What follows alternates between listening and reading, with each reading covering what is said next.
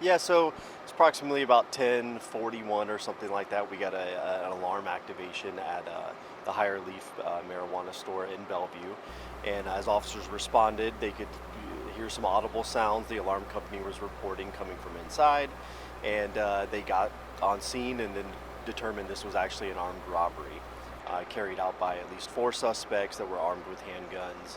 And by the time the officers got there, the suspects had fled that location. However, through tracking technology that this store uses, they were actually able to track some money and product that was taken from the store to this location here in Kent. Is that becoming more common for, whether it's civilians or business owners to use tracking devices like that because we are seeing an uptick in robberies like this? Yeah, I think we're seeing it a lot on the retail side. I mean, banks and other financial institutions have always kind of employed things like that. But I think now we're seeing it also with retail stores that are able to use these trackers in their product or with money and those kind of things. So it absolutely is something that's becoming more widespread. These trackers, just like with phones and all of these other, as technology advances these days, there's a lot of capabilities, and absolutely we will use you know everything that we can to hold these folks accountable that commit these kind of crimes. And you said it was armed robbery with four of them having handguns. Was the store still open at this time, or was it closed and no workers were there? No, I believe it was open at this time. Yeah, it was probably getting close to closing time, but it was still open for business when the robbery occurred. Everyone at the store was okay, though, employees that were in Yes, there? yep.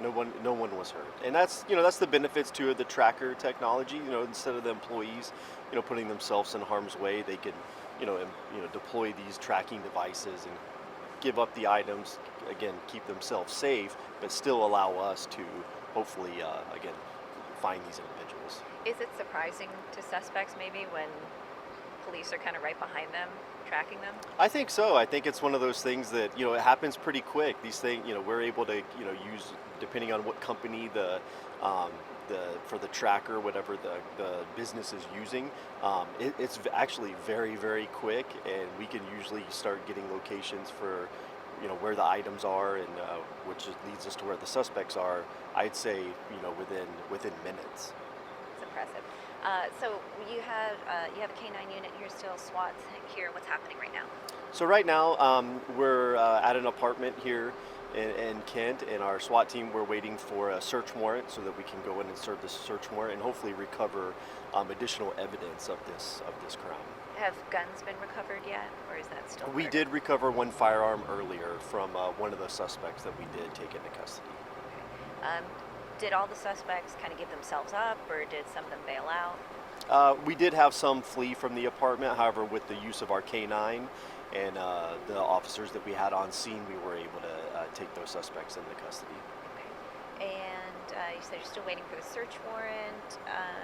Does the store have any idea how much cash or product was taken? I believe so, but our officers that were on scene when they did the investigation, and then our detectives, they know more. But yes, they should have a good idea of what exactly was taken. Okay. And you're working with Kent Police on this for right now? Yes, yep. They helped us initially on scene. Right now it's just our guys on scene, but yes, we have been working with them since this incident occurred last night.